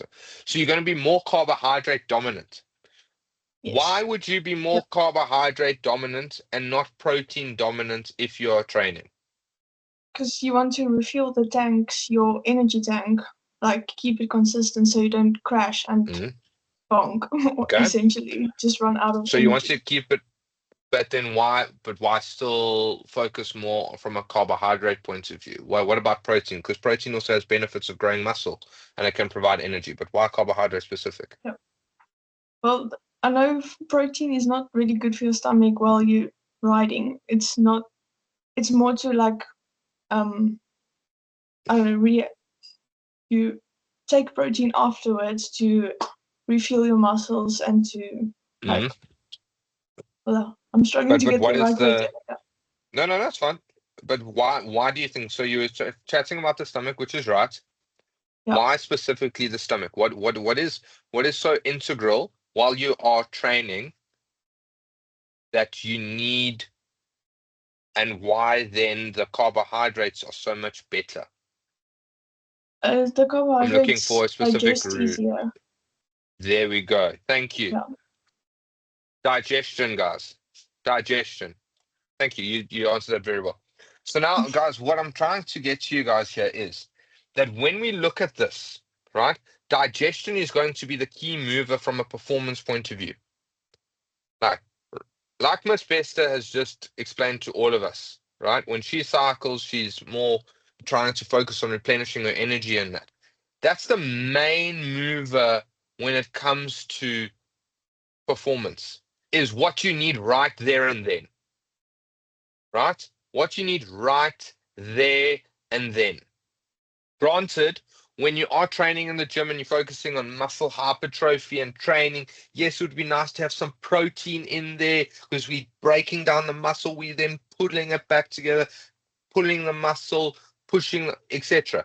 And you want those amino acids to be there to replenish. But while you're continuously training, your body isn't necessarily focusing on trying to rejuvenate that muscle right there and then. You're focused on exercising and using the muscle. So the main thing that you need is to keep fueling the muscle. And what's going to be that main primary source? Glucose, right? Now, when you look at that and you're starting to perform, you're trying to keep that up. But if you are in a sport or whatnot where you're losing a lot of water or whatnot, you need to be able to replenish that so you don't put yourself in a point of dehydration. So then you supplement that with electrolytes and some form of quick carbohydrates that you're able to digest easily. And that's where when you look at more liquid, it's already in a liquid form, you're able to take in some of the sugar through your salivary glands, right? And then from there into your stomach, you're able to digest it a little bit easier, etc., etc., etc. So you're adjusting to both sides. So do you guys see how the situation also depends on how you apply the energy systems? You have the overall net logic of this is how you do it. Then you have the application of the knowledge. Are we all on the same page here? Do you guys see? And that application is going to depend on whether you are a high performance athlete, whether you are doing CrossFit, whether you're doing cycling, running, bodybuilding, day to day, sedentary life, etc. It's going to be primarily involved around that. Do you guys see how that plays a role? Cool. Then Sport says, does protein have more acid than carbs? And carbs are a simpler compound for cellular respiration. Well, it depends what you consider acidic. Carbohydrates can also be quite acidic, depending on their form. Also depends, remember now when you're looking at carbohydrates, now you need to look at that for cellular respiration, you look at glycemic index. So depending on the form that when you ingest a food, its glycemic index can change. Its glycemic load is very different. That's the total content of carbohydrates that that food will have. But if you look at its glycemic index, it depends whether it's going to spike your blood sugar instantly or if it's going to slowly release that sugar. So that's why when you see low GI bread, you know, it's because it has a low glycemic index. Okay, let's move on. Now we have our aerobic system, so our oxidative system. This aerobic energy system is the primary source of energy for prolonged activities such as endurance exercises. It relies on the oxidation of carbohydrates, fats, and to a lesser extent, proteins to produce ATP. This process occurs in the presence of oxygen and takes place mainly in the mitochondria of cells, and the aerobic system is highly efficient but slower compared to other systems. You guys see why? Because now you need to take the system and you now need to throw oxygen into that, which now requires respiration, which requires all these extra little things. Does that make sense to you guys? But now, to tie them together, now you guys can see why there's the three different systems in the body. So, at the beginning of your workout, time 0. Do you guys want me to increase this image or can everyone see? Everyone see that?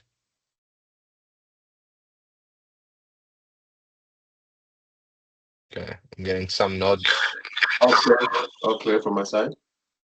Okay, thank you, man. Thank you. All right, let's just see that we can see it. Cool. Now, your ATP storage is full, but roughly by the time you get to 2 seconds, it's already depleted. Now, remember, there's also the phosphagen system. So that's bringing your creatine in. You can see how it builds and probably is at its most optimum, roughly 3 seconds. And then bang, by 10 seconds, it's depleted. So do you see why I said for Bolt specifically, there is an element of glycolysis, but primarily it's going to be this ATP and this phosphagen or phosphagen system. Do you guys see? Now, if we're looking at, for example, a 400-meter runner, they're going to go through this whole system. They're going to get that initial ATP phosphocreatine release for the first couple of seconds.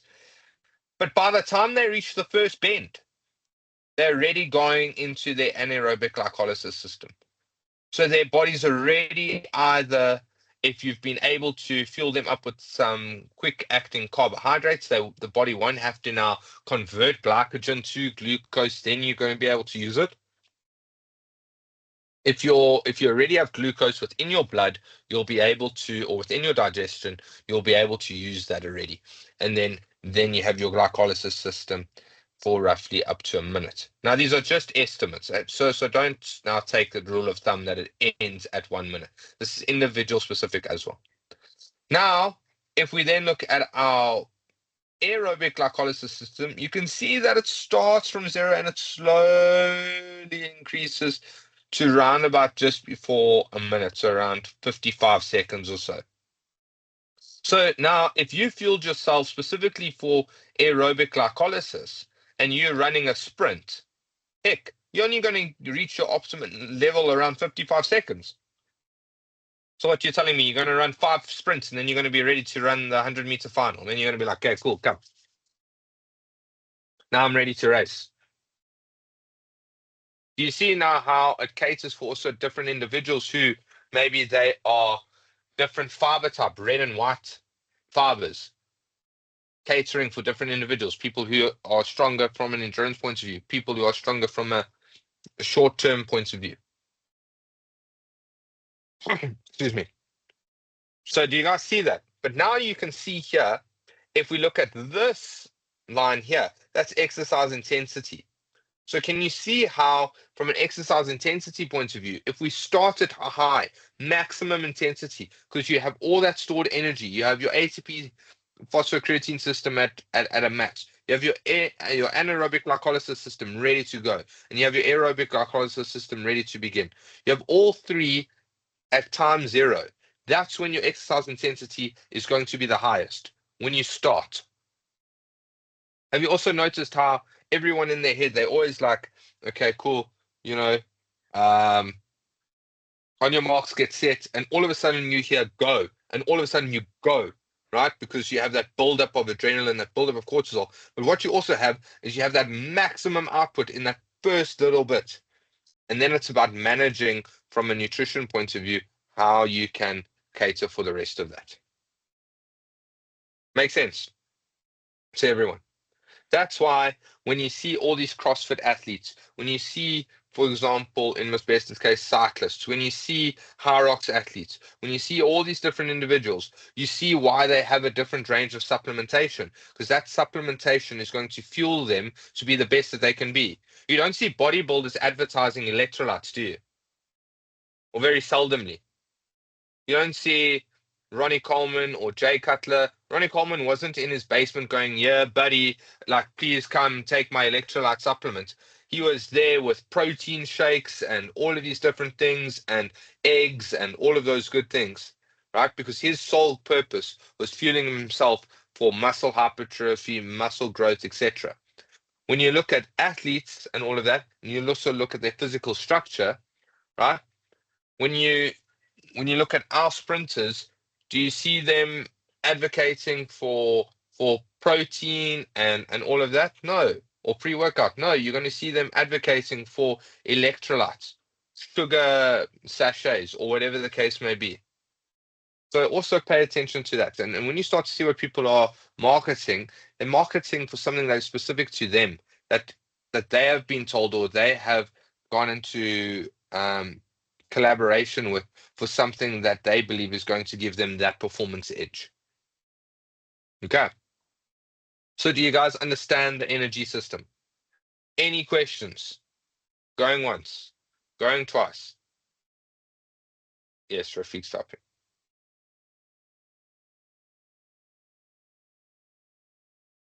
Who, in your opinion, should be using a pre-workout drink? I don't think pre-workout should be a main thing at all. I think a pre-workout is primarily there for those who need it. It shouldn't be everyone's go-to, right? If you are always seeking pre-workout, I'd probably not probably I would definitely encourage you to reevaluate why you keep using it. Are you using it because your recovery is poor and you're tired, or do you work a 12-hour work day and the only time that you can train, you genuinely need a little kick up the bum to train? Um, Craig, I wouldn't go to the extent that I would say that it is just a marketing term to sell supplements. There is a lot of benefits that pre-workout can produce. For example, if it's been designed effectively, there are a lot of attributes within pre-workout that maybe have a little bit of amino acids and stuff like that in that can fuel a workout. But it depends on what you're using it for, right? If you take an athlete's point of view and you're a sprinter and you need something, you're feeling a little bit tired and you really want something to just get you going, and you take 2 scoops of pre-workout, if that's going to enable you to feel more mentally sound and have yourself able to compete better, then by all means. Then by all means. But for the general population, for majority of individuals, for majority of people who um, go to the gym, pre-workout shouldn't be a prerequisite. Pre-workout should merely just be something that you um, have if you really need to, and it's more of a performance adaptogen than anything else. But you are not wrong in the sense that it is the one thing that supplement companies do tend to use to um, market different things, and it's the easiest thing that they can use to get people in. But that's just, I mean, like anyone would do that if you're going to do something that is going to um, increase your sales and that, and you can have a direct influence, then yeah, probably. It's the same as if you look at Formula One. Like you always see, like, well, if you Look at Red Bull, they're always sipping on them. If you look at Ferrari, they have Celsius. If you look at McLaren, they have Monster. I suppose it is to a certain degree also marketing as well. Any further questions on the energy side of things?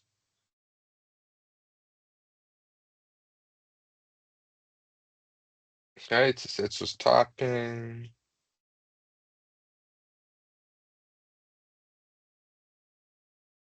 Healthy snacks, I like protein bars.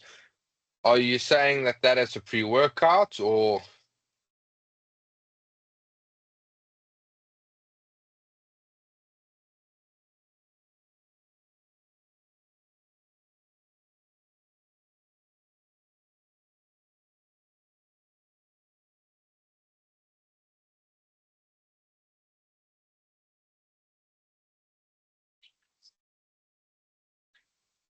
Yes. Okay. Well, if you're looking at it from a pre-workout, I think it really depends on your ability to um, digest that. I mean, if you do want to have a protein bar, by all means, but it's going to be individual specific. I'd probably say if you did want something um, before a workout, I mean, if you really were going to have something, I'd say a couple pieces of dark chocolate if you really are going to have that, something with an element of salt and an element of quick carbs. If you literally need to grab something from Spar or Pick and Pay, I mean, don't hold me to this, but I'd probably say grab a Tinky and a Monster and have that while you're walking into the gym, and you'd probably have that. Steri Stumpies are great for recovery as well. They are good. They are very good for recovery as well. But if you're going to go before you're going to train, I'd probably say grab a Red Bull and a Tinky if you are desperate. Then, or Twinkie, or whatever the right thing is. I'll probably have that, some quick absorbing carbs, and I'll probably go for that. My only thing with the protein bar is by the time you're actually going to be able to use it, you're probably going to be close to finishing your workouts. It's not probably going to do anything for you within the next half an hour. But that's just my opinion. I mean, could be wrong. All right, next. Now, we're on to our major muscle groups. Now, of course, guys, this isn't going to be big. This is the slide for our major muscle groups because they are here. You can see them. We train them, right? Now, this is a direct diagram of myself, so thank you very much. I'm quite proud of the physique that I've put together over the many, many years of training and adaptation. No, but why I use this is because it's highlighted and it enables us to see everything. Because remember that's what I said to you guys earlier, right? Your vocabulary within the space is going to be what makes or breaks you, right? Now, when you look at that, right? Sorry, I'm just trying to plug in my charger here. What we need to see here is if we start from the top, right? Of course, we have the neck, right? And we have the traps and that. But our major muscle groups, we're going to be looking at the chest, so our pectoral group, our arms. Of course, we have our shoulders, which we pretty much train when we train chest, but we do need to train them on their own. We have our abdominal group. We have our legs. So here we have our quads. We have our calves. And then we have our back. Right. So we have all of these. But it's important to understand that how we train them, are we able to target them enough with enough volume and enough intensity throughout a 7-day cycle that is going to enable us to recover effectively and go again. Some people do a 2-day on, 1-day off cycle. And even if that means that they're 2 days on or Saturday and Sunday, they train Saturday and Sunday and they're off the Monday. So it really depends on what works best for you and what will work best for your client. Some people like to use 7 days and they go Monday to Friday and they get Saturday, Sunday off. Some people like to go Monday, Wednesday, Friday. And then they like to just walk or do whatever they want on the weekend. So you really got to try and find something that is going to be specific for your client, but also understanding that there are these major muscle groups which incorporates into the overall physique. And then when you dive into it, which there'll be another lecture in time to come regarding that, whereby we look at each muscle groups and the exercise variations that they have. But just for today, I just want you guys to see that there are these major muscle groups, that they are divided between the chest, etc., the legs, the back, the arms, the shoulders, and the abdominals, for you guys to be able to just see at face value what that is. Does that make sense to everyone? Any questions regarding the major muscle groups? I mean, if there are, I'm very interested in to know what they are. Because, yeah. Any contradictions? Anyone who disagrees? Are there any other major muscle groups that I have forgotten? Okay. And I suppose that's also a good point that, like, when we look at that, I mean, it's also important for us to think, like, realistically. I think, like when we look at that, I mean, like, what are we saying here? Like, when we look at these muscle groups, what is the purpose? I think the purpose is to understand that we have all this muscle density, but are we actually training it effectively? I mean, like people who go into the gym and they train legs and they just do squats and they leave. Are you really training the whole leg? You're really training the whole leg. Or if you train back and you just do rows, you're really training the whole back. If you just train arms and you just do bicep curls, is that really the only exercise you can do? So I think it's also important for us to look at the physique, look at the muscle physiology of what we have, and try to understand, right, guys, am I creating a program that is incorporating all of these? And how I incorporate these muscle groups, is there a carryover from what they are training to what they want to achieve? So, for example, if you are training someone who wants to be the next CrossFit whiz or high rocks athlete, right? But all you're giving them is push-pull legs because they said they want to be strong. Granted, they want to be strong. They probably want to look good. But if they can't function effectively, has your program worked? Probably not. Probably not, if that is what they want to achieve. So this is also really good for us to be able to see and for us to be able to make sure that when we program effectively, that we can see a carryover in not just contentment of the client, but also their overall approach to to to our programming in general. Cool. I was ready to move into the last one. Body responses to exercise. I think all you guys are there just like, mm, mm. Yes, yes, yes. I just want this guy to be done so I can go and do my shopping, so that I can go to the beach, or I can go do this, or I can go do that. Okay. Now, body response to exercise. You have an increase in heart rate. So when you exercise, your heart rate increases to pump more oxygen-rich blood to your muscles. This helps deliver nutrients and oxygen while removing waste products. Okay? You have increased in breathing rate. So your exercise triggers an increase in breathing rate to take in more oxygen and expel carbon dioxide. This helps maintain the oxygen supply to your muscles and remove metabolic waste. Vasodilation.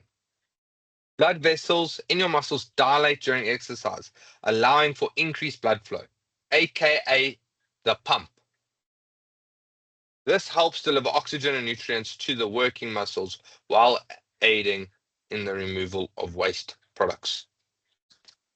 Increased body temperature. Exercise generates heat, raising your body temperature. To cool down, your body initiates processes such as sweating, which helps dissipate heat through evaporation from the skin. Increased oxygen consumption. During exercise, your muscles require more oxygen to generate energy. This leads to an increase in oxygen consumption, known as your VO2 max, to meet the energy demands. And the release of endorphins. Exercise stimulates the release of endorphins, which are natural chemicals in your brain that help elevate mood and reduce pain perception. This can contribute to the so-called feel-good effects often associated with exercise. Muscle contractions. Exercise involves repeated muscle contractions, which help strengthen and tone muscles. Over time, regular exercise can lead to muscle growth and improved muscular endurance. Then you have increased metabolic rate, whereby exercise temporarily boosts your metabolic rate, causing your body to burn more calories during and after the workout. This can be beneficial for weight management and overall energy expenditure. And then you have the adaptations over time, which is whereby with regular exercise, your body undergoes various adaptations to become more efficient. And these adaptations can include increased cardiovascular fitness, improved muscular strength and endurance, enhanced flexibility, and changes in body composition. And here is a summary of what we've just gone through. So we can see exercise from a neural activity point of view. You have blood flow, increased distribution, increase in metabolism. You have ventilation and gaseous exchange, blood flow, blood distribution. You have cardiac output increased. You have coronary blood flow, oxygen consumption, blood flow distribution. I'll get to that. Hemo concentration. You get in terms of the heme concentration, which means increased oxygen, because it's the hemoglobin that attaches to your blood group that makes it oxygenated. Oxygen content, increased in levels of substrates. You have your arterial dilation, capillary pressure, and energy substrate exchange, increased in blood distribution and vascular. And you see all these other ones here, from blood flow to the pancreas, to the liver, okay? And then blood flow. So you can see how all of these benefits come with exercise. And if we can do more of this, we are only going to put ourselves at a better ability to function more effectively. Now, granted, you also can, too much of a good thing can become a bad thing.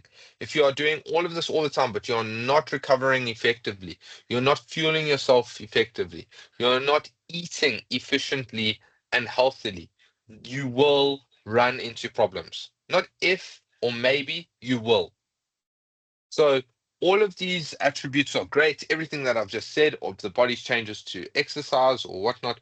But if you do not set a baseline of what you put in and how you're going to manage that, you will in time struggle. It's the same as anything. I do believe that if you want to see change, you're going to have to throw the kitchen sink at it, and you're going to have to be disciplined with it. But there's a difference between being disciplined at 80 or 90% continuously and just being hit and miss, because one day you're 100, the next day you're not, one day you're 100, the next day you're not. Or even in some cases, you're 100 for 2 to 3 weeks straight and you burn yourself out, then you just go 2 steps back from when you started, because you need that whole time to recover, start again, you slipped up, and then you go again. So it's not just always about going full throttle. I do agree that you are going to have to be quite conscious on how much time, energy, effort, and attention you place on your craft. But at the same time, if that is not somewhat accompanied by a recovery protocol or a pre-habilitation protocol or something, at least in your head, then you may start to run into problems over time. That is not saying that you don't take discipline and you don't take passion and intensity out of the situation. You keep them very much in, but you just need to manage certain things to make sure that you can be as consistent as possible. Not be lazy now, and now you just make it easy as pie, but to be as consistent as possible while pushing for the highest thresholds that you can possibly reach. Does that make sense to everyone? Any questions? Because that is the content for today. Emmanuel said, is there a relation between BMR and caloric intake? There can be, yes. Depends. Are you eating in a calorie surplus or calorie deficit? The chances are, if you're eating in a calorie deficit, that it will, over time, aid your metabolism or your BMR to get back to normal. If you have put on some weight, then over time, as you fuel up again more healthily, you're going to be able to stimulate that metabolism over time, and you'll be able to burn more, etc. But that takes time. Once you build more muscle, etc., body will utilize the energy more efficiently and more effectively, and then you'll be able to see that carry over. Any questions? It doesn't have to be about today. It can be about anything in general, training, concussion, on high performance, anything.